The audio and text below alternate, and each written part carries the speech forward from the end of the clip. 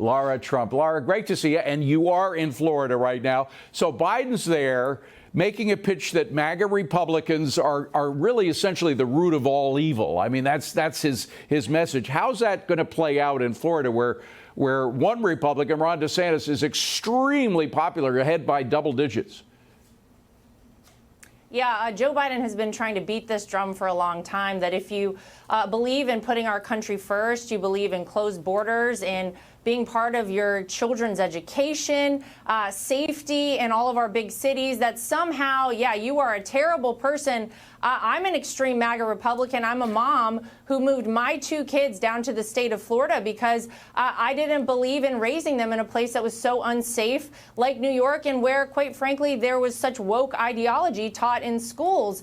And look, the fact that you have Joe Biden down here, this is essentially like your sports team losing so epically that the coach says, let's bring in the 3rd and 4th string players because you know they can't do any more damage than has already been done. They know they're not going to win these races here in the state of Florida. And you just heard it there from Senator Rubio, who I think is going to sail to victory in his race. They are embarrassed, and they're trying to save face by saying, wait a minute, we sent Joe Biden out to campaign. Look at him down in Florida. It's ridiculous. It's embarrassing. This is the leader of the Democrat Party. They cannot even send him out anywhere in the country except to a state they know they're already going to lose. Well, by the way, the information that he's coming out with, too, when he's going down, he's meeting, he knows there are a lot of retired people in Florida. He's got an audience filled with them, and he's coming out with disinformation about a campaign that was started by Democratic operatives that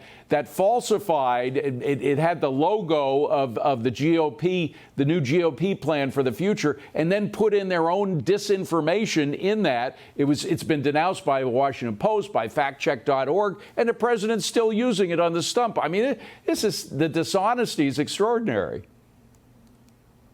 Too bad we don't have that disinformation czar available to counter this narrative, because it's complete garbage, David, of course. But what is Joe Biden going to talk about? They can't come out and talk about the economy. They can't come out and talk about crime, inflation, gas prices, our standing on the world stage. None of the things that matter to Americans right now, because they have epically failed at all of those things. Americans know it. They have no other talking points. So they're forced to go forward and put out this complete nonsense and talk about it as though anyone is buying it. Stay tuned to November 8th, and you'll see the answer very loud and clear when Republicans sweep this entire thing. Well, and Americans are dealing with some really critical issues here. I mean, some Americans are being forced now to choose between eating and heating. And those people, and this is before the winter kicks in, we've got all kinds of heating oil shortages going on. The prices are skyrocketing,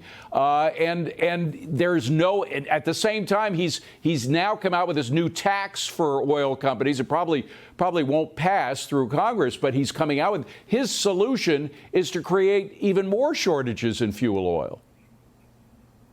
Yeah, it's sort of incredible to see. At every possible turn, Joe Biden has done the absolute wrong thing. And again, this is the leader of the Democrat Party. This is the president of the United States. And he is hurting Americans, purposely apparently hurting Americans, because anyone can see that these decisions take us in the wrong direction. Yes, fuel oil is up 70% or so right now. As we head into winter, there are going to be serious consequences, and it could come down to a life or death situation for a lot of people in cold climates, especially in the Northeast. It is terrible. This is why you need Republicans to take over the House, the Senate, and then in 2024, let's take back the White House. We can't afford this any longer. By the way, the United Nations just came out with a new report saying that we should tax food based on their carbon emissions. That means that probably we won't have the meat that we need. They'll be priced out of the availability for most Americans. And you know how the Bidens love the UN. I'm sure that's going to be part of their next policy as well. We got to leave it at that. Lara, great to see you. Thank you. Come back and tell us what happened at those Florida rallies. I'd appreciate it. Oh, will do. Right. Thank you. Thanks very much. We'll be right back.